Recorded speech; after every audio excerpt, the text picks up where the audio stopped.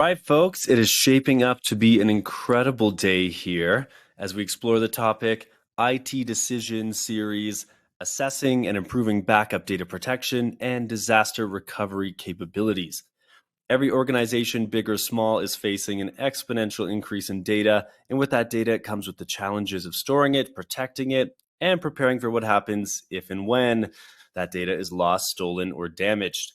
With on-prem, cloud, and hybrid solutions, there's a lot to think about, and that is why today we've got more than a handful of experts in-house to help guide us through the topic. I'm thrilled to have presenters from Commvault, Rubrik, Cohesity, and Haiku, in addition to our talented keynote speaker. We're all going to guide us through this timely conversation. I know you are all ready and pumped up to get started, so we will get rolling here with just a few last bits of info and then get our speakers on out here with us. So very quickly, and once again, my name is Mackenzie Puddisy. I am a moderator here at Actual Tech Media, and my friends and fellow moderators, Jess Steinbach, Scott Becker, and Keith Ward are here with us on live chat today. And in more exciting news, prizes! Yeah, I know, it's exciting. Today on the MegaCast, you could win one of 3 Apple iPad Pros, and we'll be giving away a $300 Amazon gift card every 30 minutes during today's event. A reminder that you must be present and live with us at the MegaCast to win. And as mentioned in the housekeeping chat this morning, you can find the full T's and C's linked in the handouts tab if you have any questions about that. And hey, with that last little thing, we are ready to rock. I'm so excited to introduce our keynote speaker, David Davis, who will be enlightening us on this topic and setting the stage for today. David has been so kind to let me pick his brain here live on the MegaCast today. Thank you for being here, David. Why don't you kick things off? Absolutely. Thanks so much, Mackenzie. It's a pleasure to be back on the MegaCast. The topic I wanted to chat about with everyone today, and you as well, Mackenzie, is the topic of the day. It's regarding assessing and improving your backup, data protection, and disaster recovery capabilities. I know we're going to be learning about some of the hottest tech on the market today, but before we do that, I think we should have some fun with a little introspection here. Look inward and ask yourself a few questions to kind of help you see where you are today and where you want to be in the future, and really set the stage for what you want to learn about from today's expert presenters. So, let's do a little bit of introspection here. Mackenzie, I've worked in a data center before, been responsible for a company's data, and I know there's a ton of IT pros on the event today who are in the same shoes. You've got your data center, you've got your data, and you've got, unfortunately, malicious attackers trying to grab that data, encrypt it, hold it for ransom, sometimes exfiltrate it and post it out on the internet to use it in all sorts of awful ways. And it's a tough pair of shoes, to be in. It's a tough position. So let's say that we're in that position. What kind of questions should we be thinking about today? The first one that comes to mind is really what are our current data protection capabilities, and where do we have gaps? Where do we have holes? You think of it like a fortress, if you will, and you've got this army attacking your castle, where your data is there in the keep, of the castle, and you've got multiple layers of defense trying to get access to that data. And you're Lego Superman here because I really love that graphic and I use it in too many presentations. You're trying to protect that data. what I was thinking are though, the David, the having the keep, it makes me think of that like iconic Helm's Deep battle from Lord of the Rings. And I'm like, where they have to pull back to the inner keep, and it's like, this is what's really valuable. Exactly. Not to over dramatize this, but I mean that's the shoes that we're filling today, and that's exactly the job of the group of attendees here on the event. And so I want to ask everyone out there, where do you feel your greatest gaps are in your data protection capabilities? And I should point out, keep in mind there are no wrong answers to this. This is just to help you start thinking about today's topic and think about where you should be looking for solutions to plug those holes or fill those gaps. And also, I should point out, I didn't put every possible correct answer on this list. There may be gaps in your capabilities that you have that aren't on the list. And if that's the case, drop it there in the questions box, and Mackenzie or I will be sharing that here with everyone on the event, because we want to hear your feedback. And so, maybe you have trouble with scalability as your data grows. Maybe you're concerned about the reliability of your data protection system and disaster recovery if you actually had a disaster event. Maybe you're concerned about recovery speed, recovery time objective, getting everything back. Or maybe it's just the security of the data. How secure is that data? Could it be perhaps encrypted by some malicious attackers? Or maybe it's something else. And if so, drop it in the questions box, and I'm sharing the results. It says that 47% out there said security is their greatest concern, followed by recovery time objective, recovery speed at 40%. And I see that Chris out there in the audience said his one of his greatest concerns is having up-to-date and well-documented policies and procedures around data. That's a large gap in his organization, and he suspects at other organizations as well. So thank you, Chris, for sharing that. We appreciate that. And so we look at solutions on the MegaCast today. 47% of you are looking for security of those solutions and recovery time objective, recovery speed. And that moves us to our next question here. How well does your current strategy align with your organization's risk tolerance and compliance requirements? And if you're wondering what that picture is on the right, that is like the ultimate pocket knife. And that's the kind of tool. It is kind of terrifying. It looks like a weapon, actually. If we're thinking about the tools we need in our toolbox, as Batman, we've got a lot of awesome tools coming up here on the MegaCast. But, what kind of tools do you have right now? And have you thought about risk tolerance? Maybe some of you out there haven't even really been, thinking in that term. The poll question here is, are you meeting the needs of your risk tolerance and compliance? And maybe you haven't chatted about risk tolerance with your executives at the company. Really, data protection systems are just insurance policies, if you will, in the event that you have data loss or data is stolen. You need to get it back. It's held for ransom. You need to recover it. Maybe that's never going to happen, but the statistics tell us that it is. And so hopefully you've thought about how much risk you're willing to tolerate. And hopefully you've been thinking about, are you compliant with state and federal requirements that you need to meet? And maybe there's some of you out there who are just saying like, no worries. We're totally good to go. We have no concerns. It's not even a problem. And actually, I'm impressed so far that, let me share the results. 42% of you said you're totally good to go. No problem.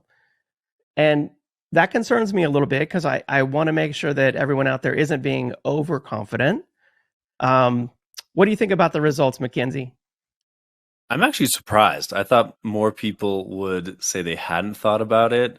You never want to admit that, but sometimes it's true. And actually a lot of confident people. So, but I do think it's telling that the bulk of respondees who said, we have concerns about compliance. Well, yeah, that's kind of like an ever-changing landscape, and it really depends where you're operating, and sometimes you're in multiple jurisdictions, and what does that mean? So it can be pretty complicated. Absolutely, yeah. I mean, if 42% of you out there said you're totally good to go, I hope that that's really true. But on the flip side, it also tells me that 58% of you out there aren't feeling good to go. So 58% don't feel 100% prepared for a disaster or a ransomware event. And that brings us to question number 3. And by the way, that's the cockpit of the space shuttle right there. Really cool graphic. Are our backup and disaster recovery plans tested regularly and updated to reflect our current IT infrastructure and business needs? So are you testing? And I know we're running short of time here. I want to keep this rolling. So let me bring up the poll. How confident are you that you can recover your data? Maybe you have low confidence, as we don't really do much testing. So far, 75% You're of like, people that's said what's that. Oh, coming in. That's what's it's coming going in. down. Okay. Maybe you have some confidence that we test, but it's only simulated. We don't actually recover the data. We push the test button and it says, yeah, everything's good. Maybe you have moderate confidence because you test maybe once a year and maybe there's some issues. Or maybe, again, you're one of those folks out there who says, we are perfect. We're totally good to go. And I hope you are absolutely right. What's your guess, Mackenzie? What's your guess on the percentage of totally good to go? I think it's be like hmm, less than 25%. Okay. Okay. Let's find out here. Oh, it's so close. 26% said Not totally bad. good to go. 39% have moderate confidence, and only 25 plus 8% are low and have some confidence. So 33%, that's a little concerning, actually, I would say. I would say we need to test a whole lot more to get to that 100% confidence. All right, let's see. Let's move on. How much time we got left here, Mackenzie? We got on We time? we're okay. We got time. We got Okay. time for you, Okay. David. Okay. Two more quick questions here. Number 4, how quickly can we recover our critical systems and data in the event of a disaster? If we think back to the first poll question, that was one of the concerns, was recovery time objective. 42 or 40%, I think it was, said they were concerned with recovery time. And so how quickly can you get your data back? Because honestly, in a lot of these ransomware events, it wasn't that they didn't have backups. It was that they had the backups, but they couldn't recover their data in a reasonable amount of time. Like, it was taking a month that they estimated, I think it was in the city of Atlanta, to get all of their data restored. And at that Yeah. point, they were like, it's just not worth it. Well, and Um, that's like, like imagine any of us without our data to do our work for a whole month. You'd just be completely impotent. You're like, I can't do anything. right. Right. And a lot of these companies, maybe they tested their recovery and of some critical servers, and that was good, but they never tested recovering 100% of their entire marshmallow of data. And unfortunately, that's what happens in a lot of these ransomware scenarios. You got to recover it all, like, right now. And it's just too hard and too time consuming. So let's share the results of this. Okay, that's not bad. 7% said we're totally good to go. 28%, we could easily restore, not easily, but in under 1 week. 32% said easily restore in under 48 hours. And if you add up, really, I mean, that's like 60+%, I think, said they could easily restore in under 48 hours. So that's really impressive, actually. Yeah. Kudos to everybody out there. For the other 30+% who don't feel too good about that, we got some great solutions on here, I think, that can help you out today. And then number 5, last question before I hand it back to Mackenzie. That is, what is our strategy for cloud backup and disaster recovery, and how does it integrate with on-premises? And I think at a lot of organizations, this is kind of a confusing time because, maybe you're trying to use cloud to keep your data off-site. Maybe you have some applications and data that are in the cloud, but not all of it is. Maybe you still have on-premises data, and maybe most of it is on-premises, but you have some cloud apps and you got to protect those. And so you just kind of have data, spread around in different places, and you're using cloud to protect your data, but also that's where some production data is. And, there's just a whole lot of it. It depends kind of right now when it comes to protecting data regarding cloud and on premises. And so the question is, what's your strategy around this? Do you have a good strategy? Are you using cloud for offsite storage? Do you have data already in the cloud? And I suspect a lot of folks out there will say others, none of the above. And if so, drop your situation or question there in the questions pane, because I know this is a confusing time when it comes to data. Data is everywhere. It's distributed and it's challenging to protect. So Yeah, and this is something I think about a lot with like, say, like a smaller, newer company or a startup or, even just, one that's kind of popped up in the last decade. Maybe everything is on cloud because they started so recently, but larger and more historic organizations who have just copious amounts of data in different physical formats. It's like, how do they bring that on to the cloud, or do they, right? And so that is a massive challenge. And servicing that equipment, if you're keeping it on prem. So let's see what they say. Huh? absolutely, yeah. 44% using cloud for offsite storage. 26% our data is already in the cloud. 9% have another situation, and unfortunately, 19% don't really have a strategy on this. So that's kind of a concern for those folks.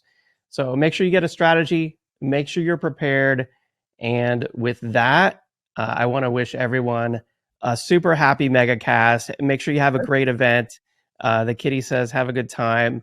And I really appreciate, being uh, on the MegaCast today. It's always an amazing event. Feel free to reach out to me on social, Twitter, or LinkedIn. And Mackenzie, back to you. Have a great MegaCast. Awesome. Thank you, David. That was a lot of fun, very engaging. Glad to get everybody thinking out there in the audience. So, make sure you're awake and well and alive out there. Before we jump into our first session, I have one last poll that I'm going to ask you to plunk your answers into, just based on what we chatted with David about. What is your time frame for adding new or updating existing? New or updating your existing IT solutions? Is it, right away, not sure, 6 to 12 months, 12 to 24 months? Just plunk that in there, and that gives us an idea of kind of where you're at today. All right, wonderful. So, with that, it is my pleasure to introduce you to our first expert presenter in today's MegaCast. And you can see that we are starting things out on a high note here. Please welcome from the Commvault team, Donna Namarato. She's the Principal Product Marketing Manager. Donna, thank you for being here to kick things off. And I'm basically going to pass things over to you now, and then I'll see you on for some Q&A. Alrighty.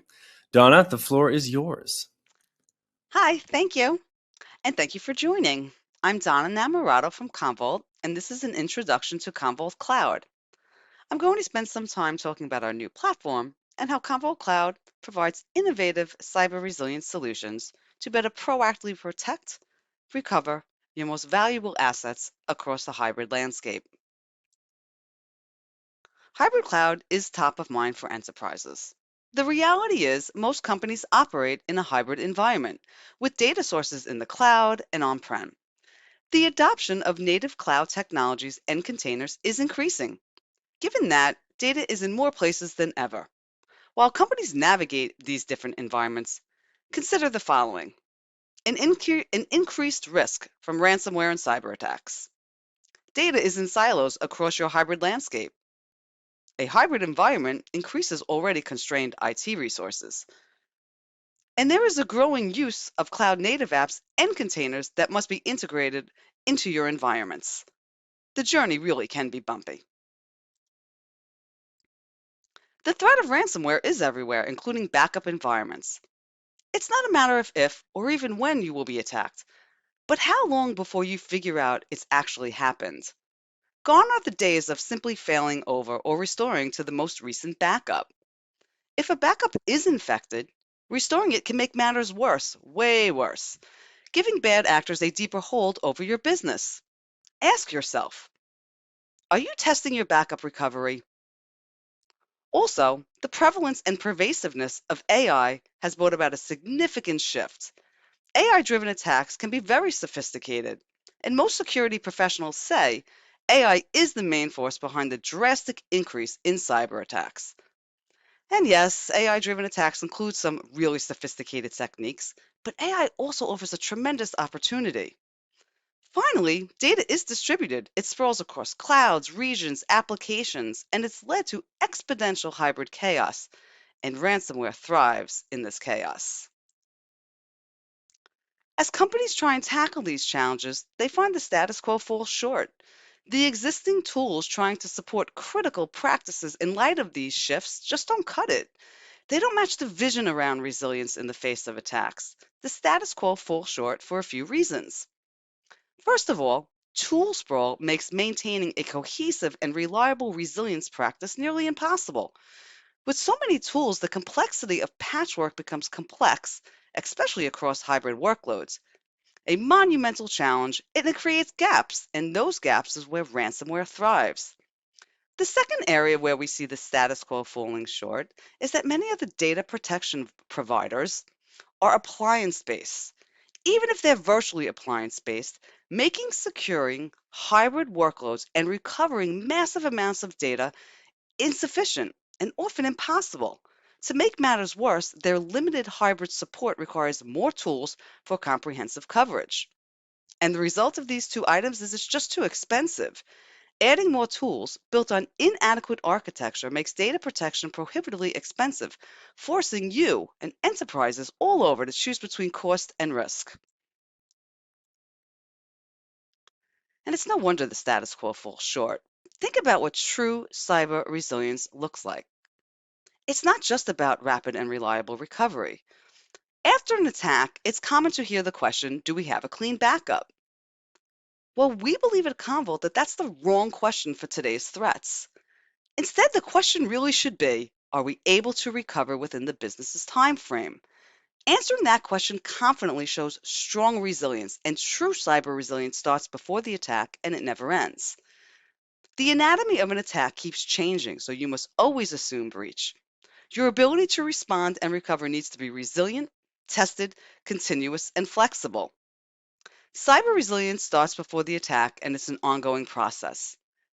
You need an AI-enabled cyber resilient platform that helps you manage risk, readiness, and recovery.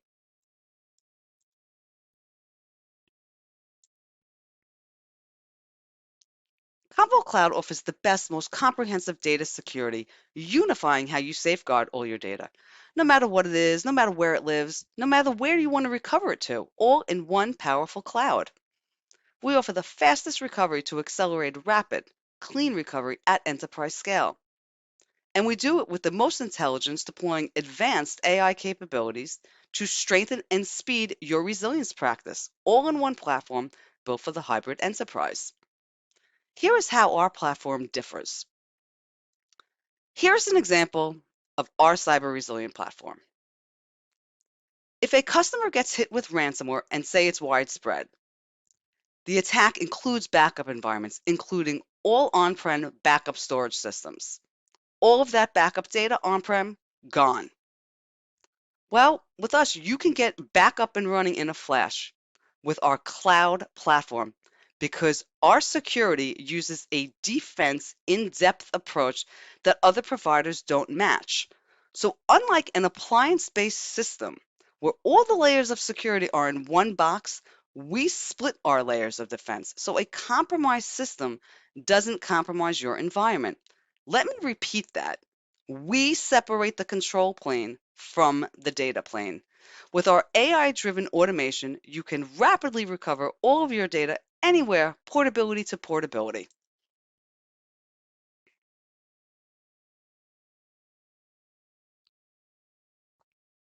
Commvault Cloud secures all of your hybrid workloads. Combining the power of our innovative capabilities and our unique architecture, you gain visibility across your data and have a unified way to protect and recover it.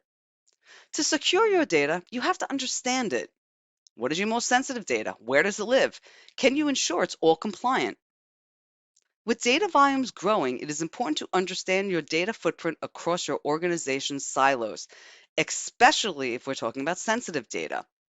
Most data security posture management tools help you scan your data and provide recommendations for ensuring it's safe and compliant.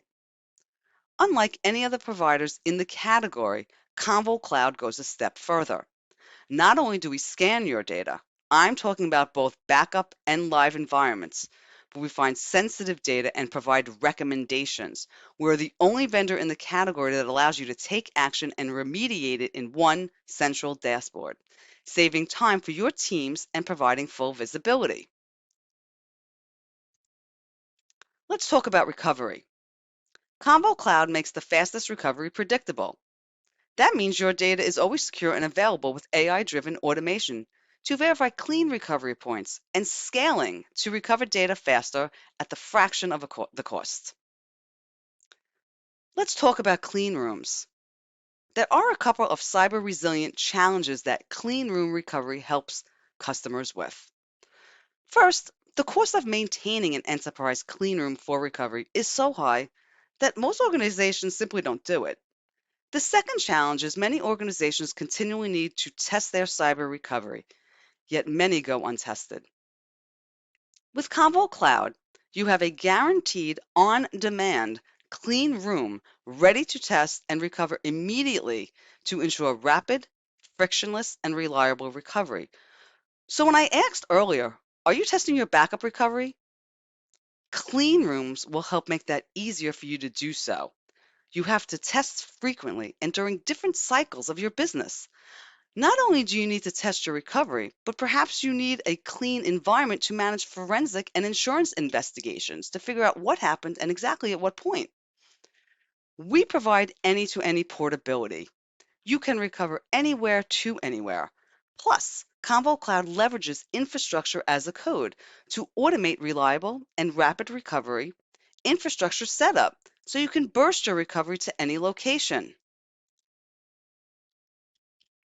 Finally, the intelligence of our platform. Fight AI with AI. Our AI-focused innovation enhances data protection and recovery operations in the most intelligent, secure, and automated way. Metallic AI powers Commvault Cloud across its code base and provides a layered defense, minimizing the impacts of cyber attacks with early warning and cyber deception, while accelerating recovery with comprehensive threat scanning, remediation, intelligent quarantining, clean recovery validation, and with the fastest recovery speeds. Attackers use AI to make ransomware even quieter and more challenging to detect. Many go undetected by traditional anomaly detection techniques. Convo Cloud changes that by using AI to fight AI. This is the only cyber resilient platform with AI-driven threat prediction, helping you find AI-driven zero-day threats that have already impacted backup data, so you can quarantine and recover data cleanly while avoiding reinfection during recovery. Convo Cloud also includes the categories only AI Copilot Arlie. Arlie lets you use plain language to deliver powerful results quickly with capabilities like Code Assist to generate API code, starting you with the best practices and well-architected code. Root cause resolved, which finds issues and provides recommendations, to find and fix faster. Active Insight for real-time analysis and report summaries about your cyber resilience health so you don't have to sift through filters and reports to prioritize the most pressing of information. And finally, safe search and share to rapidly search across massive data sets to see if they are safe and to share before they land in a data lake. All of this is available through one platform. We've built something seemingly simple but tremendously powerful. We've separated how you control your data security estate from the data management layer and storage. With these decoupled layers, we can provide clean, predictable, and fast recovery. I hope this has provided you with some helpful insights and information about Commvault Cloud. I thank you for spending some time with me. Mackenzie? Thanks for being here. I learned a lot, and it sounds like you guys are really on the kind of cutting edge of AI and how to use these different, protective technologies. It's a challenging time, but at the same time, it's exciting because we're providing additional real security methods, AI-driven automation to be helping, enterprise organizations. Yeah, I really like that kind of why not fight AI with AI? It's like no brainer, right? You'd think. So I know we had quite a number of questions come in from the audience, so I have a few of those tagged that I want to ask you if you're ready for it. Oh, sure. Okay, let's do it. So, first question here is from Phil. It says, we as customers continue to move applications and data to cloud. What should we do, or what should we be asking ourselves when we make this move? A good question. Well, there's really a few things that you should consider um, if you need to move. Hmm.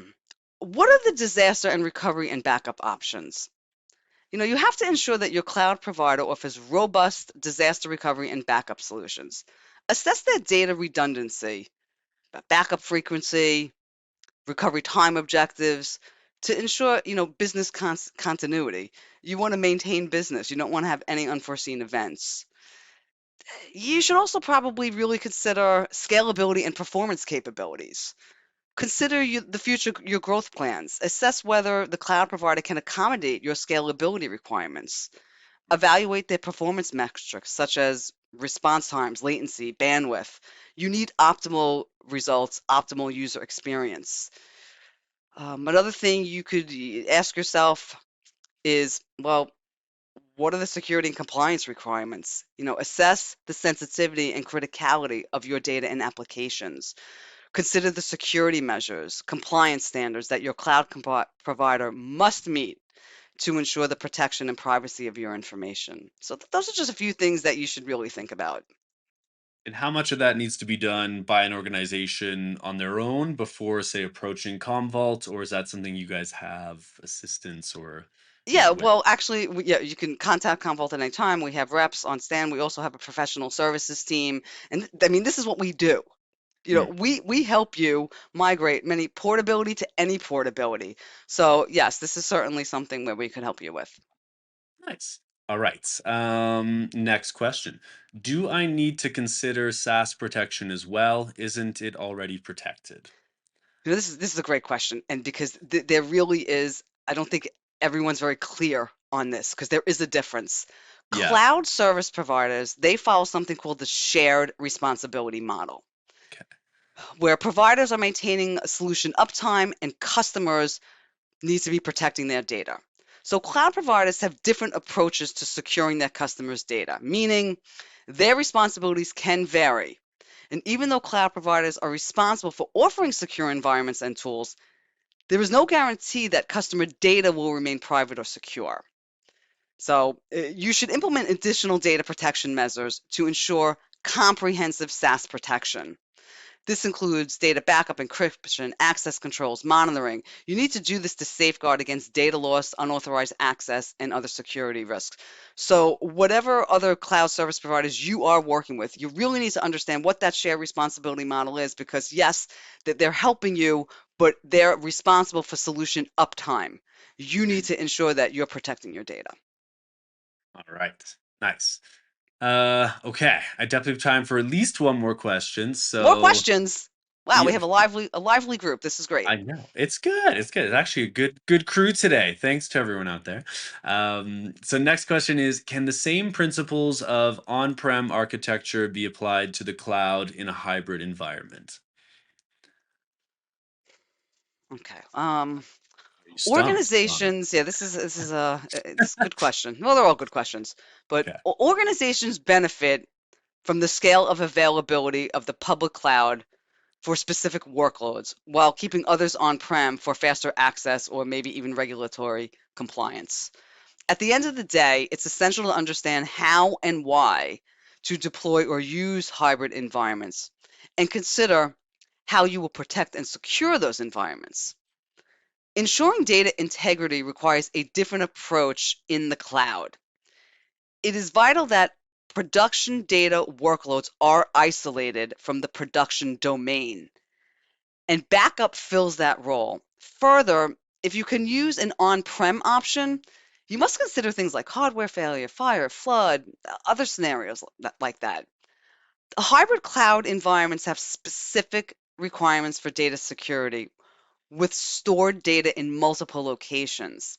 This means that solutions to protect this data need to offer a breadth of application coverage, flexibility of storage, and a unified management interface. So those are just some things to consider in terms of, on-prem architecture to the cloud and, working in hybrid environments. Right. Thank you, Donna. I have one final question for you. If someone out there is super excited, they want to learn more about Commvault or get started today, what do they do? What's their first step? Go to Commvault.com. Go to Commvault. Commvault.com. There, we talk about our platform. We talk about Arlie. We talk about the Metallic AI. We talk about our products, our capabilities, the support we have, support services, training. So visit Commvault.com. We also have a number of resources that you can read through, white papers, ebooks, and things of that nature. Yeah. Perfect. We do, just to remind everyone out there, in the handouts tab today, have the white paper from Commvault, the proactive defense from tomorrow's cyber threats. Give that a click. Might as well get that now and take a look. And with that, Donna, I'm going to let you go. Thank you for being so fantastic today. Oh, thank you. Thanks for everyone. I really appreciate the time. We're so busy, so I really appreciate everyone's time. Thank you. An absolute pleasure. All right. Take care, and hopefully I'll see you again on here. Take care. Will do, Donna. Now, I want to point out that I have put up a poll question for you all. We would love to get your feedback on any additional resources that you would like to explore from Commvault. Your feedback is honestly so valuable, so please do take a moment to answer that poll. And as promised earlier, I have a $300 Amazon gift card to give away, and a quick reminder that you must be present at the webinar to win. So, without further ado, our very first lucky winner here with us today is Scott Brissenden. Hopefully I said that right, from Texas. Congratulations. As always, we'll be in touch about claiming your prize after the webinar. And don't forget, there are still several more chances to win today. But for now, let's keep zipping right along and jump into our next presentation on the MegaCast. All right, I can't wait to introduce our next presenter. Please welcome Sharif Luis, Tech Lead and Unstructured Data at Rubrik. Sharif will be presenting and providing a demo about the Rubrik solution. So without further ado, Sharif, take it away.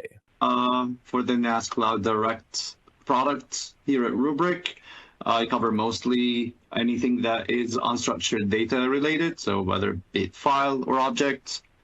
I work with a multitude of customers. Healthcare is one of the biggest verticals that we work with, and I'll be very happy to talk about how NAS CD helps customers in the healthcare space.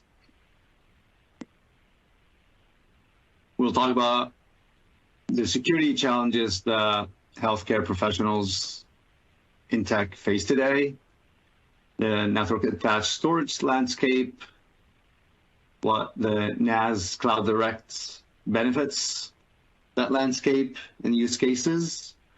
Then we will transition to a live demo of the product. Then we will go over a Q&A.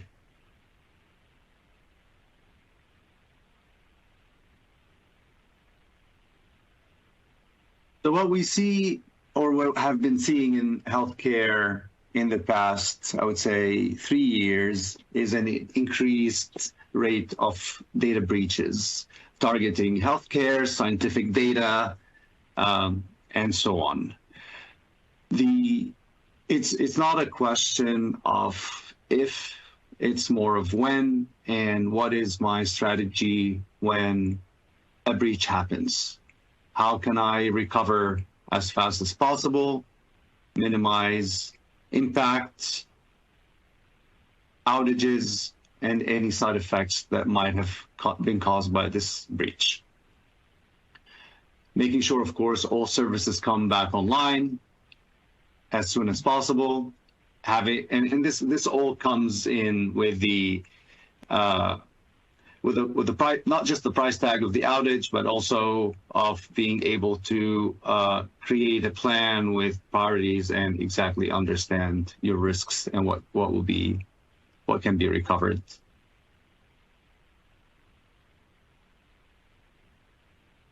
In today's world, unstructured data sits as the biggest amount of data in a data center today. It doesn't matter what kind of business you're in, from 80 to 90% of the data is unstructured data. That data today lives in network attached storages, in file services in the cloud, and as objects in S3 buckets or Azure Blob or on-prem object storages. And it's no surprise that this becomes the biggest target for cyber criminals, because there is a wealth of data. There's a lot of personal information stored in that data, and anything that might compromise your compliance.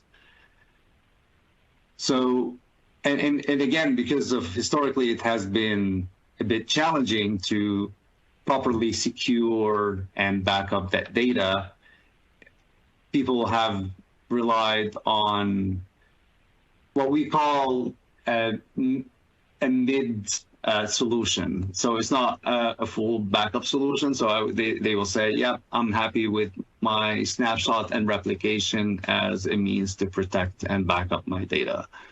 But when an exfiltration happens and your data is exposed, you'll find out that the snapshot and replication is not enough to recover the data that has been breached.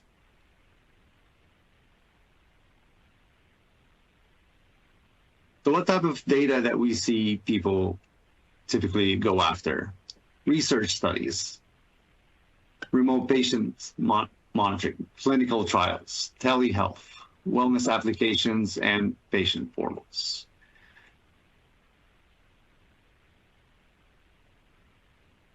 Looking at the landscape today, and as I've talked earlier, the median solution to protecting large amount of data, large data sets, has been switched from backing up that data to just relying on local snapshots and replication.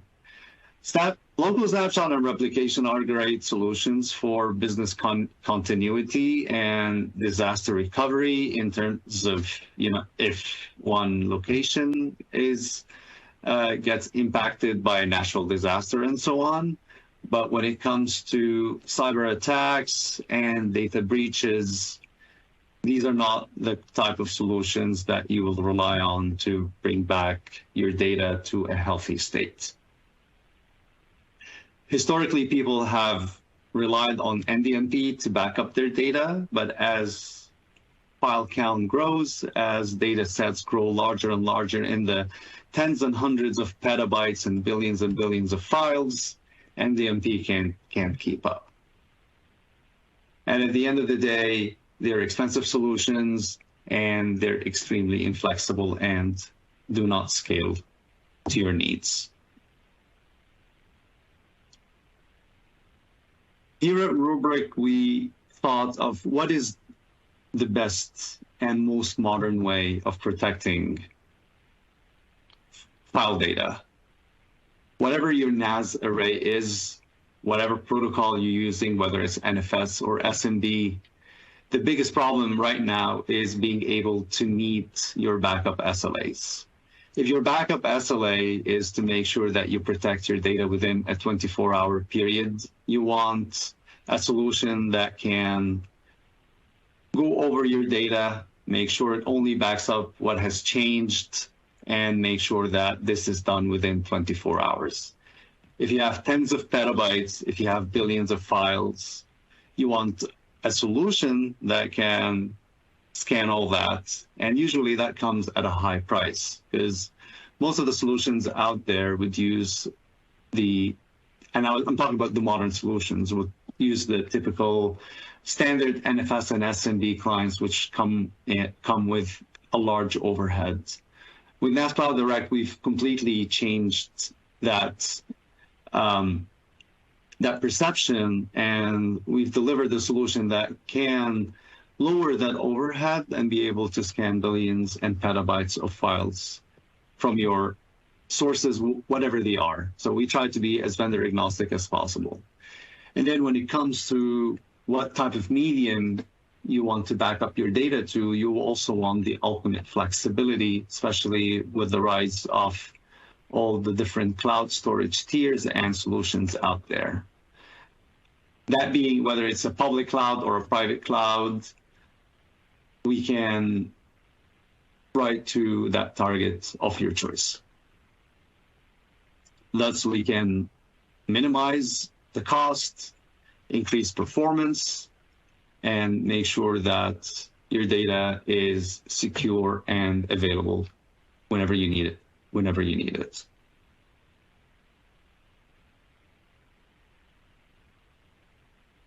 So when we talk about the modern approach and to protecting unstructured data, what do we actually mean? NAS Cloud Direct is a SaaS platform. It is offered as a software as a service. It's hosted and managed by Rubrik in the Rubrik Security Cloud. When we provision an environment, a NAS Cloud Direct environment for a new customer, we create an isolated tenant here in the Rubrik Security Cloud. The one component of the stack that lives in your infrastructure is a stateless VM or a group of those VMs if you want to move data at a larger volume. This stateless VM, it operates so all operations happen in memory, whether it is scanning, moving, and indexing the data. We don't stage anything on a local storage. And that one also gives us the edge of being able to move large amounts of data in a short amount of time. We typically see that it's the connection between the VM and the storage target that happens to be the bottleneck. If you have a large pipe or a large connection to your target storage, we can spin up more VMs to accommodate that. The VMs all communicate with the Rubrik Security Cloud control plane. This is where the coordinators and schedulers run. The job is a multi-threaded job. It connects to your file server. And the vendors that you see here on the left that are explicitly mentioned are the vendors that we have API integration with. That means that for PowerScale, NetApp, Pure Storage, FlashBlade, and Cumulo, we connect to these NAS systems via the API. We discover the configuration, IPs, volumes or shares, exports, the layout, and we also leverage a local snapshot to back up data from a consistent copy. Anything else that is NFS or SMB will be done over the generic connector. So again, as long as NFS or SMB, we will be able to back it up. We don't integrate with change list or snapdiff technologies. We find that our scanning and indexing to be way more effective and efficient than just relying on an API feature. We can write data efficiently to all the major clouds out there. So be it AWS, Azure, GCP, or any of the other cloud providers like Wasabi or Backblaze. And we also have the ability to write to the majority of the on-prem object storages or an NFS target.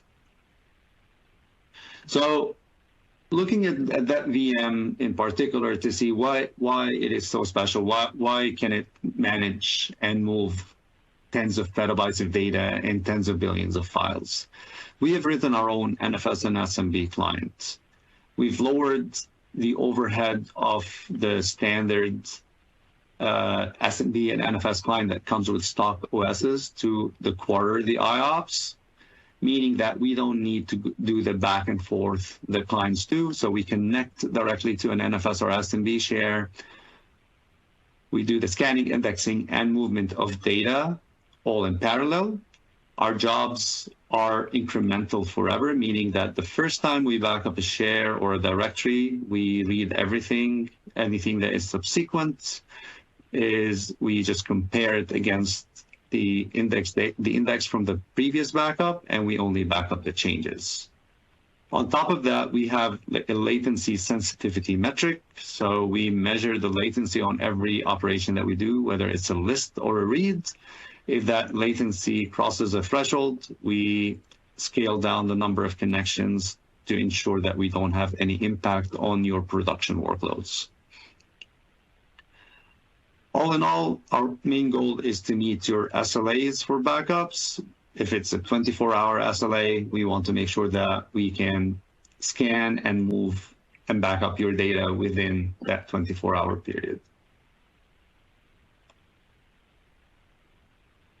In addition to just being able to move the data from point A to point B and back it up and make it available to be restored, we also do anomaly detection as part of our scanning process. The anomaly detection allows us to measure the entropy on each file, thus knowing how much randomness is contained into a file. We compare those results compared to the previous backups, and this way we can flag any suspicious activity, be able to find any ransomware strains in your data, ransomware nodes, and being able to report anything that has been any mass deletion and mass encryption activities. We also scan the data for any particular patterns that you would classify as sensitive data. So patient information, for example, it is one of the main patterns you'll be looking for. So with the sensitive data monitoring, we'll be able to scan the contents of the data and report if any of these patterns were found. And I'll be moving to a demo. My screen here, you see this is the Rubrik Security Cloud. This is the main portal to manage all your Rubrik resources and products. Under clusters, you'll have access to your NAS Cloud Direct environment. Adding a system is as simple as clicking adding a system, selecting the system type, adding the IP to, if it's an API managed system like an Isilon, NetApp, Cumulo, or Pure FlashBlade, we'll need the management interface, an admin user name and password. We don't store that information. We just use it to connect to the system over the API. We create our own role and user. And then we use that role and user to discover any changes in the configuration, be it shares that were created, shares that were deleted. And we also use the API to create snapshots, and we back up the data from those snapshots over SMB or NFS. Once the system is added, we will detect the shares and the protocol these shares are exported or exposed as. The next step would be is to create a policy. Creating a policy, you can create a backup or an archive policy. A backup is the type of job that runs on a regular schedule, so you can set how often you want this job to run. It can be as high as twice a day or as low as once a month. You select a destination, and this is where we show where we have a lot of flexibility as well. So you can write a copy of data to an Azure bucket, store it in the cool tier, and keep it there for 30 days. You can also write another copy to AWS in Deep Archive and keep it there for 3 years. What this will do is it will trigger 2 jobs. One job will write a copy of the backups to Azure Cool, keep versions there for 30 days, and another copy that will go to the AWS Deep Archive and keep backups there for 3 years. Once the policy is created, you'll be able to assign it to a share, or you can assign it to a subdirectory within a share. And what happens is that if the job was set, for example, to run on a daily basis, every day it will be auto-scheduled, it will be added to the queue, and jobs will be processed in the order they were added to the queue. Restoring data is as simple as clicking on the share, saying restore. You can do a full restore from any point in time, or you can select a particular file or directory within a share. And you can also use the search here to look for a particular file or extension. So if someone asks for a file called PDF and file called ABC, for example, and you could not find that file, you can do a search everywhere. And I used an example that I don't have, but I can, for example, see all the PDFs from all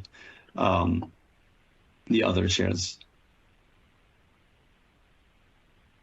Once you find the file or the data set that you want to restore, you can select the system that you want to restore to, and you don't have to restore to the same share or system that you have backed up from. You can choose to write to a new directory or to overwrite the data that has already existed. Data Discover is a tool that's available in NAS Cloud Direct. These are separate jobs that scan all your primary data and provides an age-based classification of your data based on A time and M time. You'll be able to see how much of your data hasn't been accessed in over a certain amount of time. And these buckets are adjustable to how you would classify your data as hot, warm, cool, and cold. For example, I can see that I have 10 gigabytes out of my data that hasn't been accessed in over 30 days. If I want to dig deeper and see exactly where that data is, I can see that those 10 gigabytes are actually on this isilon. And I can dig deeper if I want to see, for example, how much of that data is PDFs, and I can see that none of them are PDFs, for example. But I can dig deeper and see that they're all, for example, what looks like they're all DAT files.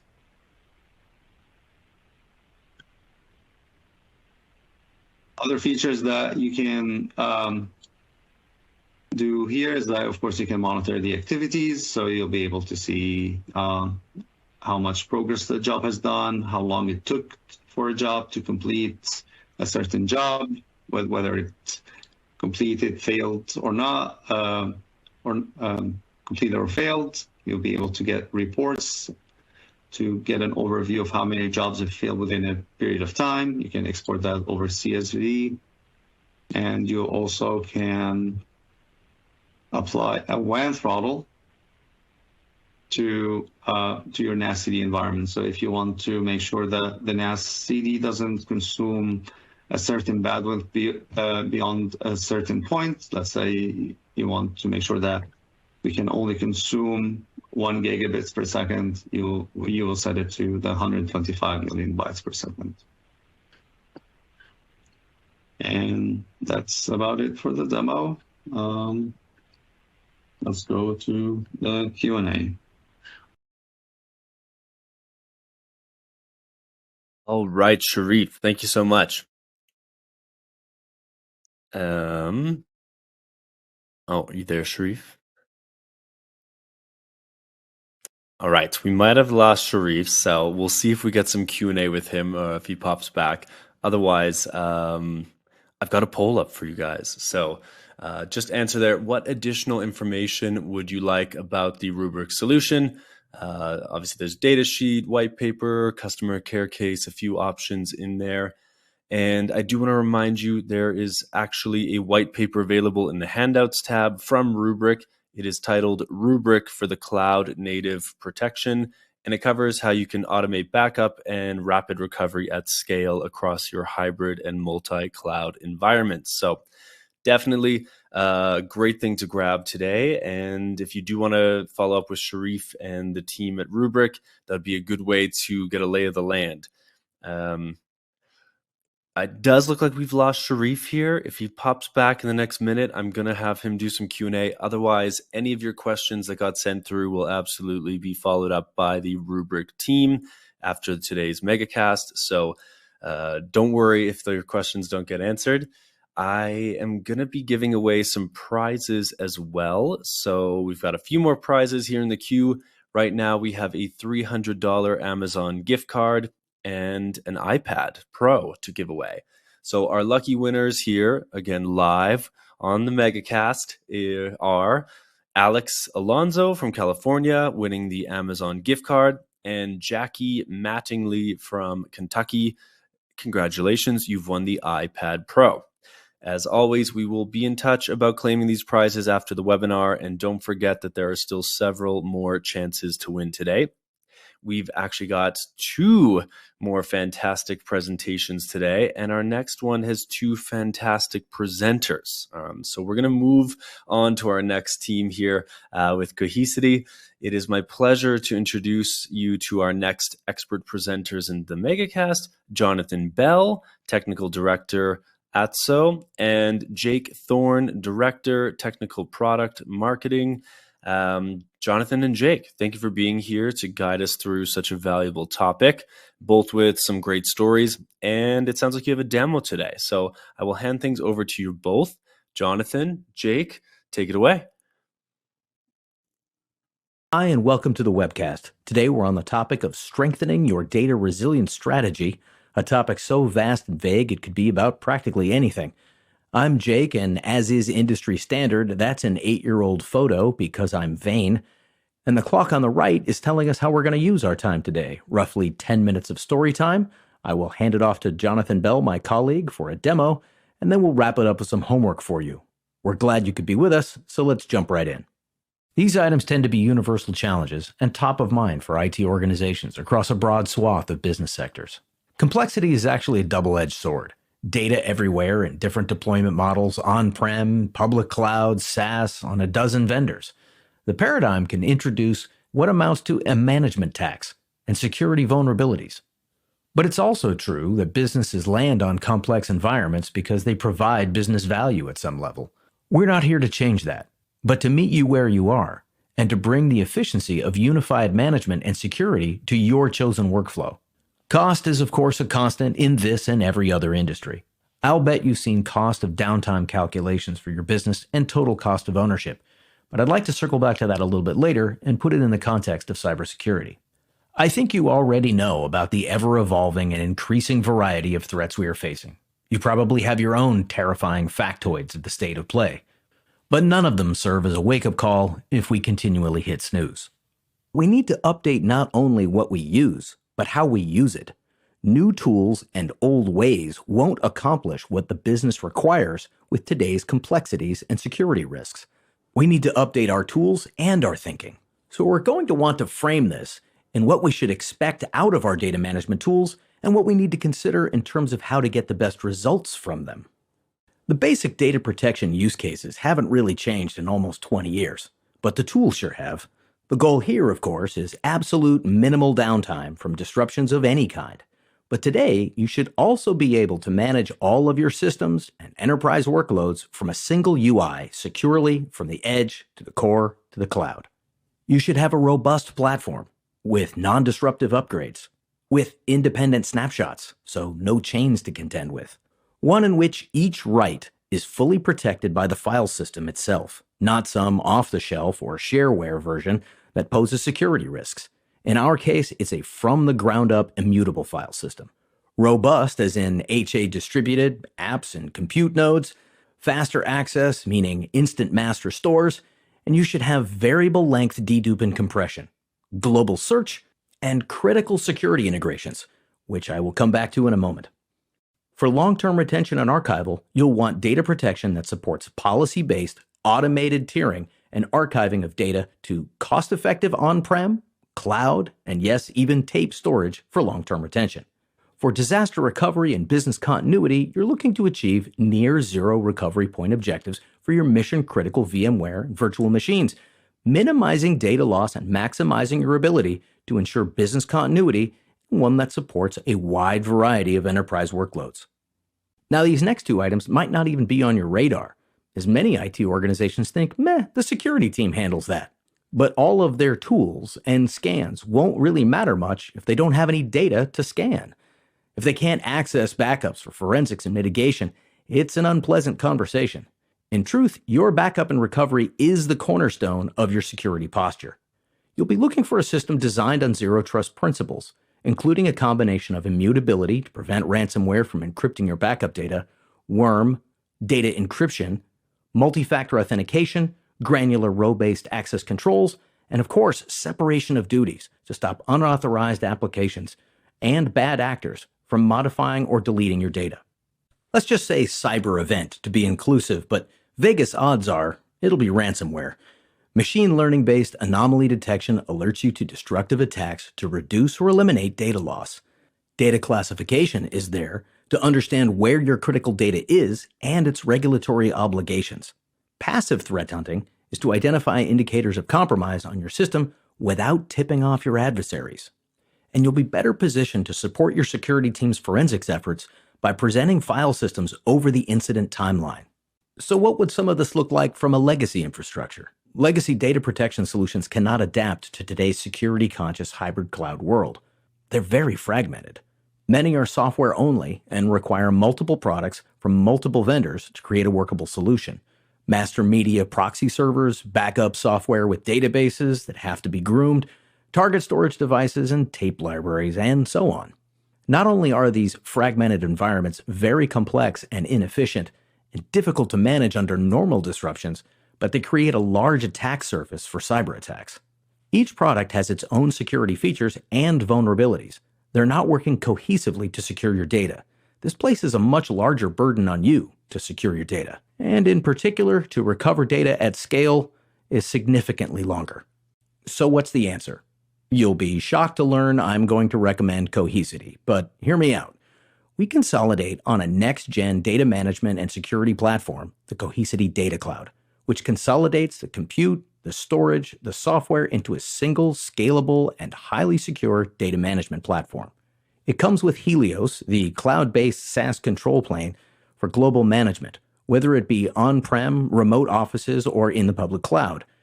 It simplifies the operations for our IT staff and reduces the time spent managing and securing data for all locations.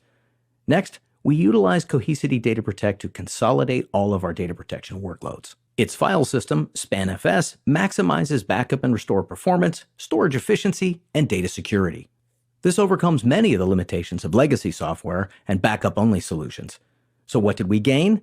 First, we gained global deduplication in a single, massively scalable platform to maximize storage efficiency and reduce our storage spend. We gained incremental forever backups to help reduce the backup window, increase our backup success rates, and help us meet our recovery point objectives. We gained unlimited cloud archiving for long-term retention and cost-effective storage options to maximize our savings. Remember that whole legacy tech versus legacy thinking from earlier? On the tech side, previously we lost a tremendous amount of time just rehydrating the data and restoring it back from a primary storage before we can even power up the VM and gain access to it. What if we recover from the wrong point in time? We had to do it all over again from a different point in time. It's also a sequential operation that makes large-scale recovery quite difficult. Now we've reduced recovery time up to 10x. We can initiate restores of an entire group of VMs in one UI operation, immediately power them up on the hypervisor, and gain access to their critical services in minutes. Thanks to this architecture, we don't lose time in rehydration of backups. However, the key point here is this is incredibly valuable for traditional disruption and DR. It does need context before it can be relevant for your security applications. And that's the legacy thinking part. Same attack, different outcomes. The things we do before the event, what happens during the event, and how we recover. It's easy to sit back and judge these B and C teams as inexperienced or incompetent. But the truth is, the earth is shifting right under our feet very quickly. Let's take a look at Company A. Started on a plan early, one that included people and process and platforms. They know where their critical data is and have built automation for its recovery. They can detect early and isolate quickly. Team B They had a plan and quality security vendors, but it was light on contingencies and dependencies. They were able to detect the problem, but it was largely a manual process of eradication and recovery. Now, Team C based their plan largely on traditional DR technologies and processes. Their SOC team was operating with little IT alignment. Extended undiscovered dwell time and initiating restores without establishing a properly isolated cleanroom environment led to repeated infections. There are many different frameworks by which to set context for responding to a cyber attack. NIST, MITRE, PICROL, what have you. We are agnostic in this regard, and we can map our technology to any methodology you have chosen. But they all have some basic stages in common. What I'd like to call out is that at every stage of the response, some level of integration is required. Why are you identifying things? So you can protect them appropriately. Now that you have things protected, you're going to look into that data to be able to detect different threats. You're also going to use that protected data for your response to understand what is protected, where it's protected, how long it's going to take to get back, and to do things like reactive hunting and sandboxing. What many teams may not realize about the recovery phase is you're probably going to be bouncing back and forth to different steps, such as sandboxing and analysis. As you get things back online in your response, you may realize that it's not the point in time you wanted, or you may still have infection in the data, and the cycle repeats. What you see here are the things that Cohesity brings to your response capabilities in green, and how acting as the center of operations, we enable all your other security tools and response apparatus. You will undoubtedly want to compare the robust feature sets of all the vendors that play in this space. And we agree, you should. We invite the contrast on everything from the ability to lock the data against encryption, tightly controlled access to the backup systems, monitoring data and users for attack indicators, leveraging existing security controls and processes to speed attack response and recovery, having instant recovery capabilities to minimize operation disruption, have flexible isolation to guard against catastrophic loss of local backup data. If what the analysts say is true, that any one threat detection tool is likely only going to detect roughly 80% of the attacks, without question, an alliance of integrated security partners is going to be the best recipe for leapfrogging your attackers and staying ahead of threats. Now let's jump over to Jonathan Bell for some show and tell. Thanks for the introduction, Jake. Now let's dive right into this demo. We're going to start by having a look at Cohesity's Data Protect software. Data Protect is at the core of your data protection, but also your replication and recovery of data. As we get into Data Protect here, you get a nice global view of some important statistics about your environment and a quick summary view. We can see the health of the different clusters we have in an environment, including one in an error state. We can see the state of our protection jobs, as well as how compliant we are with our SLAs. And then we also get a quick view of how much storage we're consuming globally. The cluster selector in the upper left here allows us to manage all of our clusters globally, but we're going to go ahead and click US-NYC02. On NYC02, we get another summary screen here. This is going to be more specific to the cluster itself, and will tell you a little bit more about the health of this cluster, as well as some sections showing you some of the data reduction statistics, as well as the performance of this cluster. The area we're going to hone in on first here is the protection piece. As you can see, we have a list of our protection groups here. Digging into the individual protection runs, we can get a little more information about this specific protection group. This group, Core Apps NYC Win02, has been running pretty consistently over the past couple days and is used in our environment to trigger some of our alerts and alarms. What you can see quickly from this view is that our protection group here is data locked, meaning once the data is committed, it cannot be changed even by a local administrator in the cluster.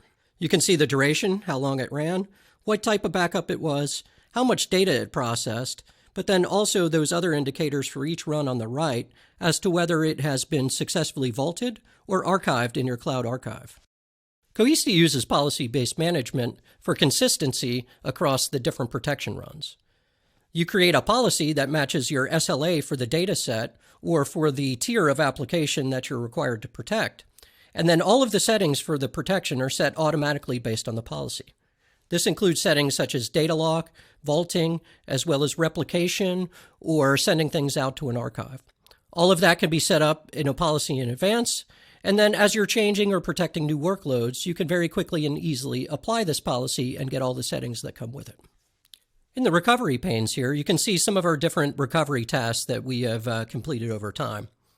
The one at the top of the list here was a 200 VM bulk copy recovery. Let's click in here, and we could see that in this case, it took us 14 minutes and 16 seconds to pull back 200 VMs. We did this in a bulk copy operation, so it moved pretty quickly. But this is just an example of how quickly we can do recoveries, whether that's in one big restore, or if you need something like many different points in time for one machine to be able to do security forensics. Kicking off a new restore operation on the right here, you can see all of the different sources and application types that Cohesity supports. We support both files and folders, virtual machines. We can do individual file recovery. We can bring back the entire VM. We can even do things like bring the system state back to a point in time and then bring file states individually back as we need to rebuild our applications. For this example, we're going to start out with a VM level recovery. We're going to be bringing back entire virtual machines in this operation. So to start, we're going to look for the protection group that we had protected these VMs as part of. In this case, it's core-apps-nyc win. This is a collection of Windows servers from our NYC environment. After choosing the protection group, we're presented with the ability to choose different points in time that we have available for this protection group. Here we can quickly and easily see the different VMs that are protected as a part of this group, as well as the different locations they are protected in, such as the local copy, the Fort Knox copy, and the Cloud Archive copy we have out in AWS. As we get into the recovery options here, the first decision point we're going to come to is whether we're going to restore this to the original location or a new location. Cohesity gives you the ability to back up a workload in one environment and then also restore it into a completely disparate environment if you've registered it with Cohesity. In this case, since we're doing a VM restore, we're going to send it to an alternate location. We're going to send it to a different vCenter. Within that vCenter, we're then going to be able to pick the different resource pool we want it to be a part of, as well as any folders or data stores we want it to have as part of its configuration. Now that we know where we're sending the data, we have a decision point here on how we want to do the actual recovery. Using instant recovery, the VM will be mounted instantly on Cohesity. It will be presented on an NFS data store back into the VMware environment, and that restoration point will be instantly available as soon as it's powered on in the environment. Using a copy recovery, you copy the data, and then after the data is copied, it is available back in the data store that you pushed it out to.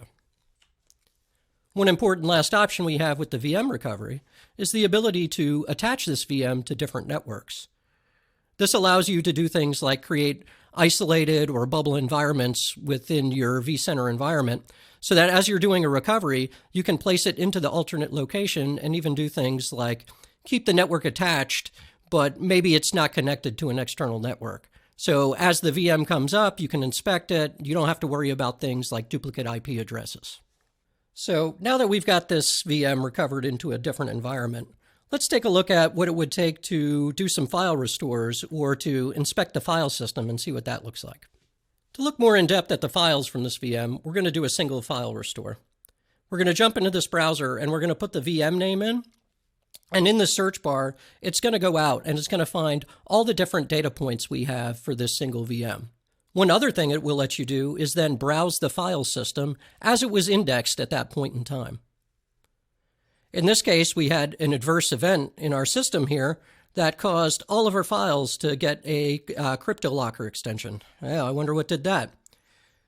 Quickly and easily, we can jump right in. We can pick the point in time, and then we can also pick the location for the data where we want it to come from. In this instance, I went back one point in time. I'm able to see that this file system at this point in time was clean and these files are accessible. I can also dive back into further points in time if I wanted to, and even do something like select the Cloud Vault here. This is going to give me a representation of the file system as it was at that point in time when it was backed up and we indexed it. This data allows me to quickly and easily grab files out that I may need. I can push them back out to the host that they came from or the system that they came from, or I can also download them locally for inspection if needed. Now that we've covered some of the basics of backup and recovery, let's jump over to security. And we're going to go to our app selector here. And we're going to jump over to Cohesity Security Center. The Cohesity Security Center is a collection of security-focused tools and resources from within the Cohesity environment. Looking at the Security Posture tab here, this is where we're going to look at the security posture of the deployed Cohesity environment. Security Posture allows you to set your security best practices and then monitor your cluster configurations for drift. In this case, we have a few clusters with a few high-risk items. Looking down below, we can see the top issues, such as audit logs aren't configured correctly, and we don't have a login banner displayed, and we may have a legal requirement for that. We can dive right in, look at what is causing the issue to show up as flagged in this report, and then there's also a handy link to documentation if you need an assist being able to set this to the best practice configuration. The Threat Protection tab here is a great representation of some of the threats that have been found in your environment. This dashboard shows different scans that Cohesity has run. In this case, we were doing some threat detection scans using built-in Qualys rules and also custom Yara rules. We can see that we've had a couple different items that showed up with some IOCs on them, and then we can go in and review those deeper. Looking at the Data Sensitivity tab, this is where we're going to be looking at data classification and how sensitive the data is in some of these systems that you're protecting.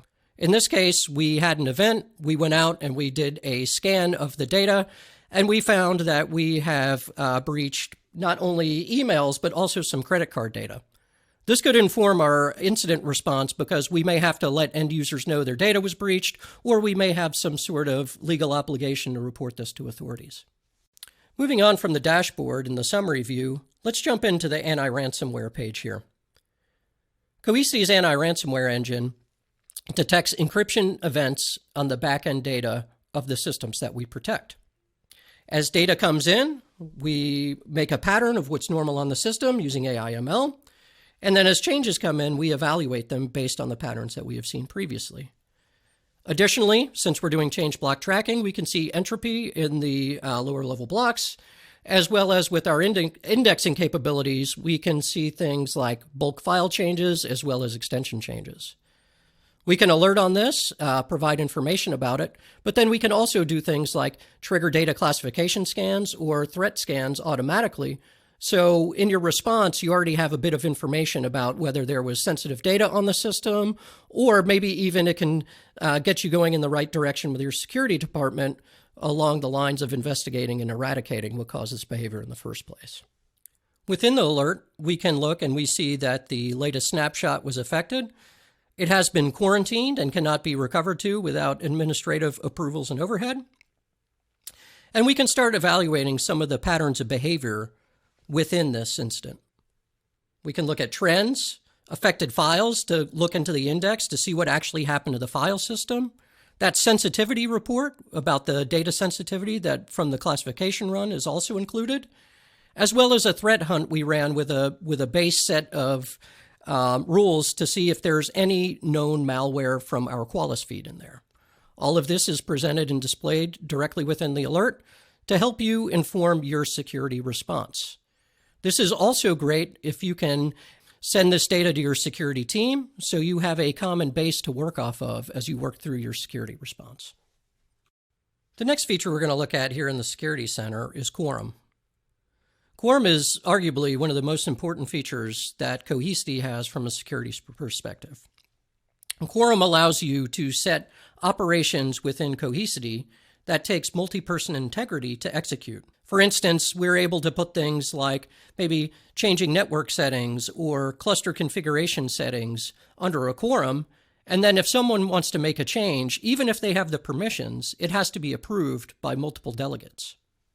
As we move on to talk a little bit more about Fort Knox, I'm going to pause here and click on the Integrations tab, and then we're going to browse some of the integrations we have available.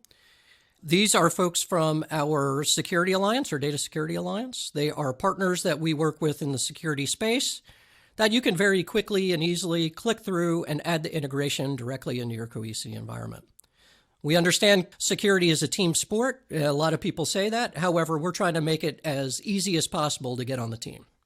So let's go ahead and jump over and wrap up with data faulting and Fort Knox now. Fort Knox is Cohesity's solution for geographical data isolation, but also administrative isolation.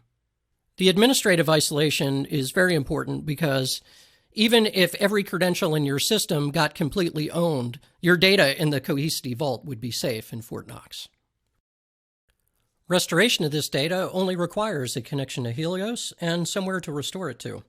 So as you're responding to your event and you're building an isolated recovery environment or a secure environment, you can connect this environment back to Fort Knox, pull your read-only copies out, and reinstantiate your minimum viable company directly from Fort Knox.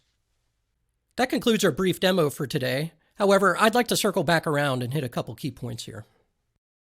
As we look through this list, there's some key things you should really ask as you're evaluating backup and recovery solutions. Are my backups going to be immutable? Are they going to be tamper-proof? Can we make sure that even if someone gets in, they're not going to be able to change that backup data or destroy it? Are your backups air-gapped or vaulted? Do you have any level of administrative or geographical isolation for your backups? Are your backup servers and infrastructure hardened? If someone gets into your environment, are they going to be able to withstand the attacks? And if they don't, are you still going to be able to recover from other copies of data? Are you using RBAC MFA and adhering to zero trust principles? Well, we built our solution around zero trust principles and the ability to work with your security posture in your environment. Is your RPO and RTO really going to work for what the business needs? Are they formally defined? Have your departments told you that this is the level of expectation we have in a recovery or security event? And then lastly, are you testing these scenarios on a regular basis, once a year, twice a year, quarterly? Are you running through your processes and procedures and looking for gotchas or holes? We find in security response situations, this preparation and practice is what really drives organizations forward into having a quick response. Well, this wraps up my portion of the webcast. I appreciate everyone's time today coming out and listening to us. I appreciate Jake giving us the presentation up front and explaining some of the value of the Cohesity platform. I also want to thank our chat responders who have been diligently answering questions along the way. And most of all, thank you to our host for putting on such a great webcast today. With that, I hope everyone has a great day. Thank you. Thanks a million, Jake and Jonathan. It looks like the presentation was a bit long. We got some comments that it was a great demo, and I agree. But we won't have a ton of time for Q&A today. So if you did send in some questions, they will be answered by the Cohesity team, either on live chat or after the webinar. So thanks for sending those in. I do have another poll here. So if you are curious about learning more from Cohesity, you want some resources, this is your easy button. Throw in what you're looking for, and that can get passed on along to you after that. As mentioned, time is of the essence on today's MegaCast, so we're going to keep moving along to our next presentation. That said, before we leave Cohesity, do grab in the Handouts tab. They've got a detailed backup as a service evaluation guide and checklist. So really cool, essentially a self-assessment for your organization. You can check that out now, and then you can enjoy it after the MegaCast. One final thank you to Jonathan and Jake. And it is that time again where we're giving away another $300 Amazon gift card and another Apple iPad Pro. So let's see who's got luck on their side. At this point, I probably don't need to remind you, but you must be live and alive, I mean present, on the MegaCast to win. So our next two winners here are of the Amazon gift card. You know, they both start with A, is Jay Dibble from Tennessee. And the winner of the Apple iPad Pro is Ray Lung from California. A huge congrats to you both. The Actual Tech team will definitely be in touch about claiming those prizes after the webinar. And again, there are a couple more chances to win, so stick around, and I will be giving away another gift card and iPad after our fourth and final presenter on today's MegaCast. That said, let's welcome our next presenter here. We have from Haiku, Andy Fernandez, Director of Product Management. Andy, are you all set? Hello, hello. Can you hear me? I can, loud and clear. Or maybe you could speak a tiny bit higher. Okay, perfect. Will do. That's pretty good. Beautiful. So Andy, I'm going to let you take it away, and then I'm going to join you for some Q&A right after. How does that sound? That sounds perfect. Thank you so much. Beautiful. The floor is yours, Andy. Alrighty. Thank you. Hi, everybody. My name is Andy Fernandez. I'm the Director of Product Management here at Haiku, and I'm just making sure that I can advance my slides here. Let me know if that's working. Seems like I cannot. You know what? Here, let me do it for you, and you can just cue me if you need, if you aren't able to. Does that work? Hello? Hello? Hi, I just got back into the system, and I think I have what I need to advance my slides. Perfect. Okay, Yes. beautiful. We've got All right. you covered then. Go ahead. A little scared there, but all right, perfect. Everybody, I know this is the last session for today, and I know you've got a lot of important things going on, so I really do appreciate your time and attention. We're only going to take a couple minutes here. I know that we've probably spent a lot of time on today's topic really talking about protecting virtual infrastructure, which is critical, right? Because that's not going anywhere. But we really want to take the direction of this last session somewhere different, because we want to take a look at, okay, we've seen ransomware, cyber attacks evolve throughout time. I want to give you an update based on our customer learnings, our research, and really start to look at your threat landscape, not just necessarily on your data center on-prem, but also your SaaS footprint, your cloud footprint. Everyone is at a different stage, but it's critical to understand the risk, especially within the context of data protection. But the point that we really want to make here is the industry for the last few decades, we've been very, very focused on prevention, and that's critical, right? The best prevention of an attack is to not have an attack at all. But based on the volume, based on the severity, just based on the fact that cybercrime is an industry now, we know that these attacks are going to get through. And in fact, you've probably seen a lot of marketing stats, right? Where it was like, hey, every 3 seconds there's a ransomware attack, every 8 seconds there's a ransomware attack. And in reality, they're true, but I want to give you insight into something that's truly scary in the context of the types of attacks that we're seeing. So you've seen in the past how there used to be what we called ransomware as a service, right? This was, I can go buy a script, I can buy malware, I can buy all the contact information I need to kind of build my own type of attack. This streamlined the sophistication of attacks and really built an industry around it. But what we're seeing today is much scarier than that. We've seen organizations, cybercriminal organizations and users jailbreak generative AI applications and large language models. And they've been able to create evil versions. Literally, one of them is called Evil GPT. There's Worm GPT, Fraud GPT. They've jailbroken these and optimized them for cybercrime. So in the past, you would, as a criminal, you would have to write your own emails. You would have to build basically your own campaign, your own malware, all of this. Now, what if you could just, with a couple of prompts, really master the type of attack that you have, right? I'm going to give you an example here. This is actually from Evil GPT itself. Now, think of how many organizations are trying to exploit your data, encrypt your information to be able to get a ransom. Now they have a superpower to be able to not only deliver better phishing campaigns, clean up their code even more, have a better QA process, but have a faster delivery timetable on these types of attacks. So the reason we think this is so important is because it's going to do two things. One, it's going to improve the sophistication of attacks. In the past, we saw such a high volume of this attack being based on script kiddies and individual users, teenagers probably, trying a lot of these attacks all over the world. But they were not sophisticated. They were very simple attacks. Sometimes they worked, sometimes they didn't. The people that scared us were cybercriminal syndicates, whether state-backed or independent agencies, really focusing on ransomware as a service. Now, with generative AI, with LM, they are going to be able to not only improve the sophistication of these attacks, but also accelerate the speed of their so-called ransomware campaigns. But the whole point of this is we've talked about threats in the past, but this is the first time where we're now seeing a new type of approach, a new vector where we're seeing faster, more sophisticated campaigns coming out at a much quicker rate. What that really means is that you really have to take a look at your threat landscape today because this could impact your organization.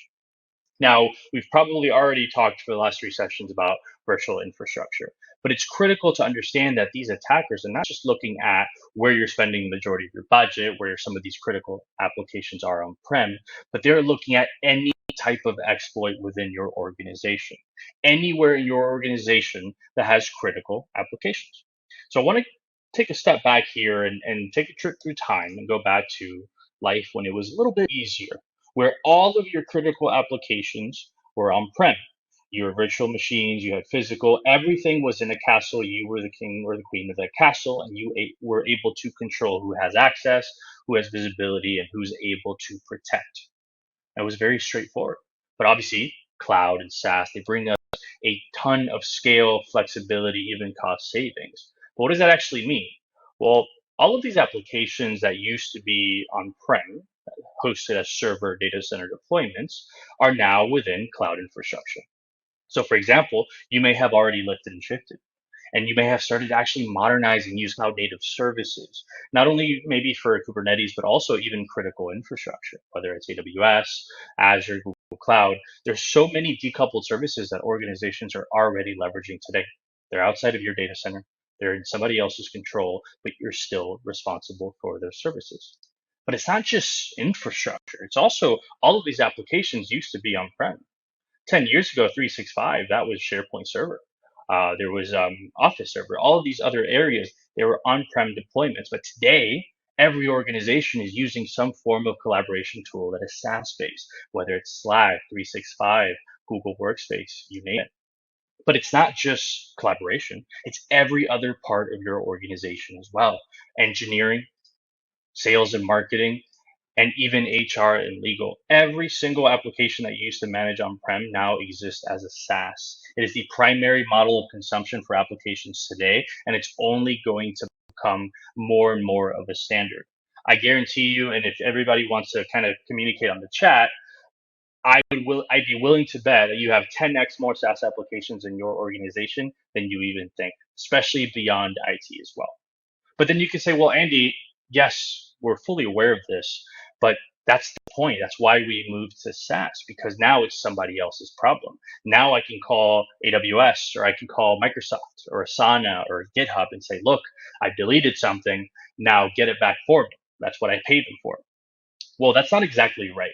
If you actually think through what SaaS really is, the best possible analogy I can come up with is the analogy of a garage. Think about it this way. You're going out on Friday nights and you want to park your car in a garage downtown. What is the relationship there? Well, you access the garage, you pay for the service. So what is the garage responsible for? Well, it's, hey, we'll keep the lights on, we'll be able to charge you, and we'll keep your car here. That's the responsibility. But what if you leave your window open? What if somebody scratches your car, steals the contents of your vehicle, or damages it in any way? Well, guess what? The garage is not responsible for it at all. That's on you. It's the exact same relationship with both your cloud applications and your SaaS applications like 365, Jira, or GitHub. Think about it this way. The garage is a SaaS vendor. They're responsible for the system. They have to keep the lights on. They have to make sure the entire garage is secure. They have a security guard. They keep the lights on. Processing payments is available. They are responsible for things at the system level. But you, the user, the organization that is consuming this, are a tenant of that service, which means you're still responsible for your car. You're responsible for keeping your account secure, your data classified, access controls, but you're also responsible for your own backups. So what this really means today is that your organization, obviously you have a great investment and have backup recovery DR for on-prem. But so many organizations, even within the Fortune 10, have ignored critical SaaS applications that they're not protecting. And guess what? They're the number one target for ransomware attacks because they are the easiest targets, because there's so much gray area where people don't understand that they have to protect it. So with that being said, what I really want to focus on now is actually showing you how at Haiku we've addressed this problem. We've understood the problem. I want to show you how we're able to solve it. And for everyone on this call, there's actually a free service, no strings attached, on how to be able to solve for this as well. So the point of what we do today, and something I do want to mention at Haiku, our history is actually from protecting critical applications on-prem. We're the de facto leader in Nutanix data protection. We have agentless protection for VMware, for Dell, for NetApp. But the point here, though, is that we understand that your organization has data everywhere, critical apps everywhere, some in your control, some not. But the point is, they're all a target. So we are the first and the only data protection platform that's actually even built to scale to protect the thousands of applications that exist out there. Regardless of where your data is, we give you the ability to protect it. But what I really want to do is just actually show you how it works from a demo perspective. So I will ask the moderators to make sure that they can confirm my demo. Are you able to see that? Yep. Here we go. I see. Welcome to Haiku. Perfect. Thank you so much. So what you're seeing here is Haiku, our cloud platform. This is a SaaS platform where you would go to protect your critical applications. All you're going to be able to do is sign in, but I want to start by problem number one, which is you may not be fully aware of all of the applications and all of the services, both SaaS and cloud, that you're using, even within IT, but especially outside of IT. What is the tech stack that engineering is using? What is sales and marketing using? So we developed this free service called rGraph, and it gives you the ability to do just that. So as long as your organization is using Okta or Entra ID, formerly known as Azure Active Directory, we're able to give you a full discovery of your SaaS estate. Here's how it works. Once you add an API token for Okta or AD, we're going to expose all of the applications that exist in your organization. So we'll give you the organization here, and then these are your departments or categories. So you can kind of take a look and say, well, what's engineering up to? Well, what are we using in our sandbox environment? What are we using within DevOps? And you start to see that count of SaaS applications continue to grow and grow.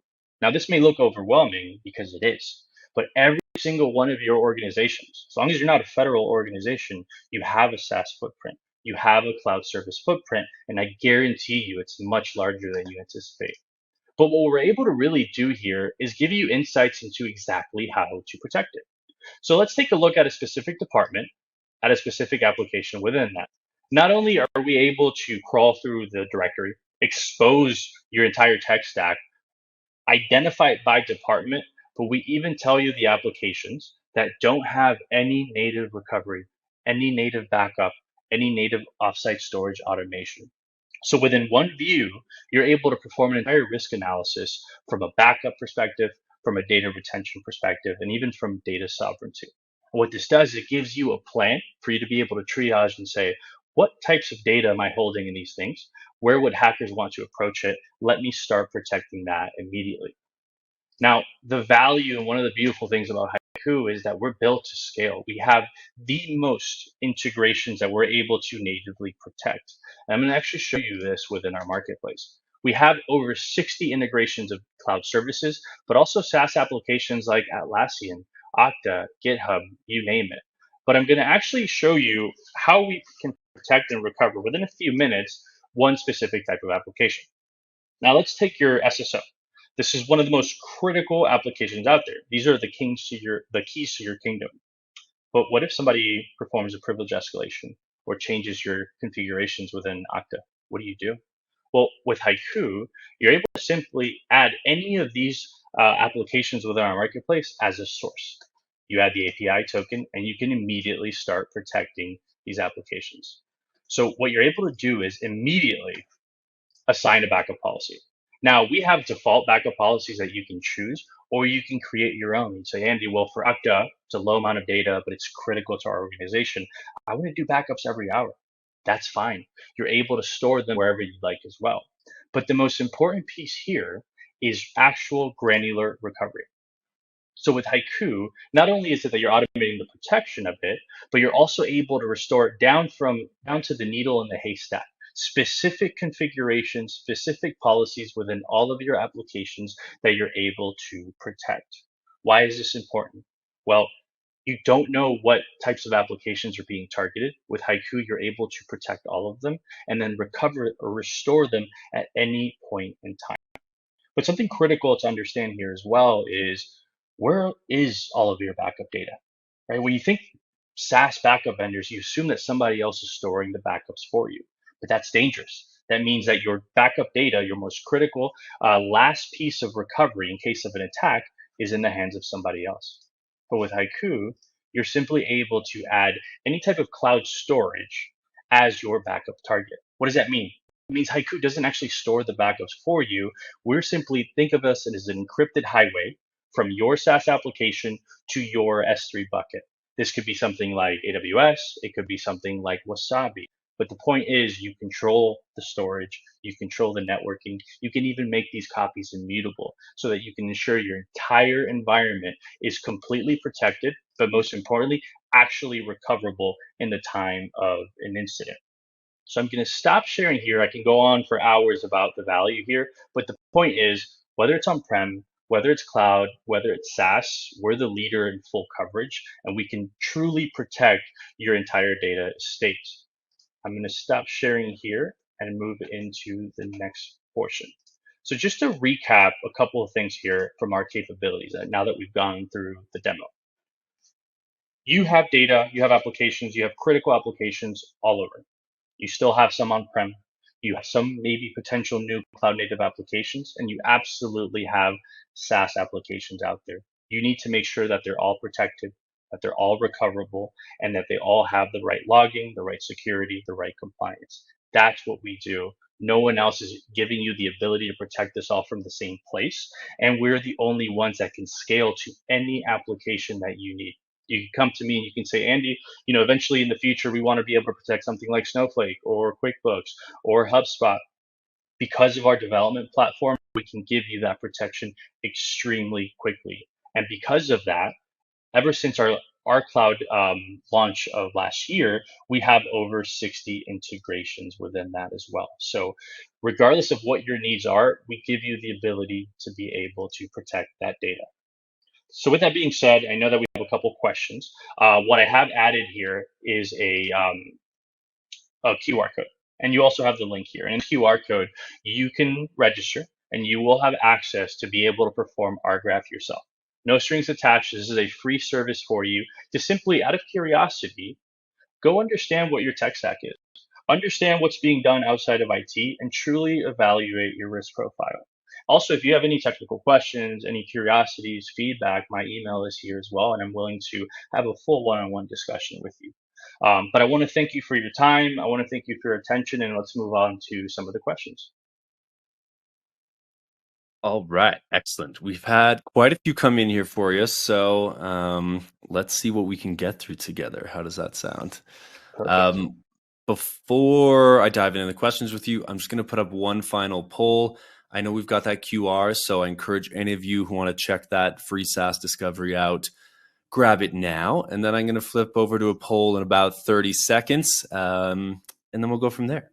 How's that sound to you? Okay, so first question I've got here in the queue is about SaaS. So it says, can't I just ask my SaaS provider to recover my data? That's a question I get every day. And what's interesting is I would challenge you to ask your SaaS provider what would happen. So, for example, you can say, well, look, if somebody deletes a critical GitHub repository or a Jira project, I can email Atlassian. Well, first of all, you're depending on a support ticket to get your data back, but you're not actually going to get that specific piece of data back.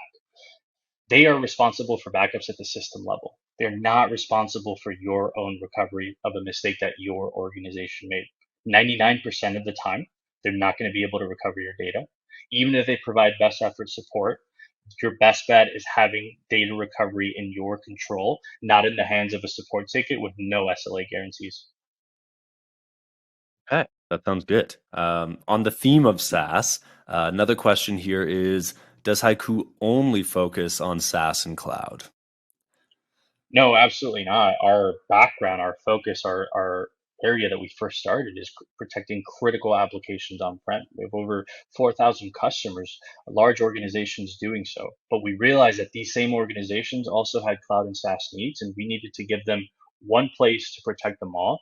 Otherwise, people were facing 5, 6, 7 different backup tools to protect their entire estate. It's not efficient, it's not clean, and it's frankly dangerous. Like that. What if you don't support the SaaS application we want to protect, is what's been asked here. No, absolutely. And what we found actually is the average mid-size org, believe it or not, has over 200 SaaS apps. 70% of those are outside of IT. So there's going to be something that we don't protect yet. And the way that we approach this, instead of a linear build, we actually have a development studio where the SaaS companies themselves build on top of the Haiku API and within our marketplace are able to receive or release protection for it. So instead of having to wait for a year from an entire engineer organization, you can restore that data immediately or actually just request that, and within a month too, you're able to get access to that.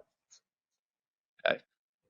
I have a specific operational question here from Chris in the audience. It says, so if we already have someone backing up M365 or some other SaaS app for us, how would Haiku be able to see that we have those backups in place? Is it by utilizing the Haiku service to connect the backup solution to the SaaS app, or do we log that manually? Is that clear? No, that's a great question, and really our focus is if you're already backing up something, then good, you're doing the right thing by protecting something like M365. What we do is we actually expose what are the native protection and recovery capabilities of that service. So for example, Chris, if your organization is using like Asana or Monday.com or something within HR, we can tell you, does this have any recovery? Does it have any backup, any storage orchestrations? We won't tell you if, hey, are you backing up M365 with another vendor? Okay, nice. So let's see. Time wise, maybe one or two more questions here, and then I'm going to let you go. But I have a question here about scripts. So it says, what if I write a script for my backups? Yeah, that's a common question too, is because you can, it's pretty easy to sit here and write a script to export data S3, right? And I could say, hey, look, I've done my backups. But one, managing a script can be very difficult, especially as you scale. But most importantly, that's not recovery. Scripts get corrupted, but most importantly, they don't give you granular recovery. So if you've scripted a full bulk export of data, it will take a very, very long time to restore at the file or configuration level. That is not going to give you the SLA. It's not going to give you the protection that you need. And you always have to continually manually update these scripts as your organization grows. Okay, beautiful. Okay, I have another question that came in hot, so I'm putting you in the hot seat here. This is from Paul. It says, to what extent is generative AI used in Haiku's data analysis or visualization process and automation, so a small, decentralized, or do-it-all IT staff can manage and run the process? So actually, that's an amazing question. So we're working through use cases of how do we integrate responsibly generative AI into this. But and I believe it was Chris who asked that. What we found is that we actually just made an announcement with Anthropic, and the primary problem that we tackled was the fact that there's not enough applications supported out there. So we built within our development platform, in collaboration with Anthropic, the ability to rapidly release backup and recovery services that are fully automated and granularly recovered. So if you do have a small organization that has to manage tons of backups, with Haiku, it's one, all completely standardized, fully managed, but now you have more applications that you can protect than ever without having to assign FTE for it, simply because it's all fully managed. But that is just the beginning of all the AI use cases we're about to unravel. I think we can, you're fast, so I'm going to squeeze in two tiny questions. Last one is, how is Haiku licensed? Yeah, absolutely. So, and it's going to be licensed by the unit in which you've already licensed that service. So for the most part, if you have users of M365, you will be judged by users. Or if you're protecting a database by capacity, it's either going to be by user or capacity. It depends on the service that you're trying to protect. Okay, excellent. And then my final question is just, if someone's super keen, they love what they heard from you today, they want to get started, they want to learn more, what's the next step? What should they do first? So what I would say is schedule an RGraph consultation. You'll have free access to the service. But frankly, I'm a little bit selfish. I'm on the product management side. I want to understand your needs. I want to understand how we can help you. My email is within the slide deck as well. Please contact me. If not, click the link and schedule a consultation. Okay, I like it. So say hi to Andy, everyone. With that, I am going to let you go, Andy. Thank you so much for wrapping this up with aplomb. This was great. Great chatting with you, and super cool to hear what Haiku is up to and what's going on with you guys. Thank you so much. Thanks, everyone. My pleasure. Have a great day. If you guys haven't already out there, there is, again, the handout section. Check it out. If you're wanting this data sheet from Haiku, it's the data estate discovery and visualization. But grab all the handouts from the different presenters today. You won't regret it.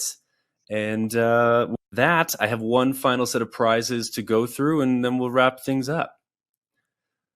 So without further ado, prizes. Get a little drum roll on your desk or your kitchen counter, or if you're in your car or something listening to this.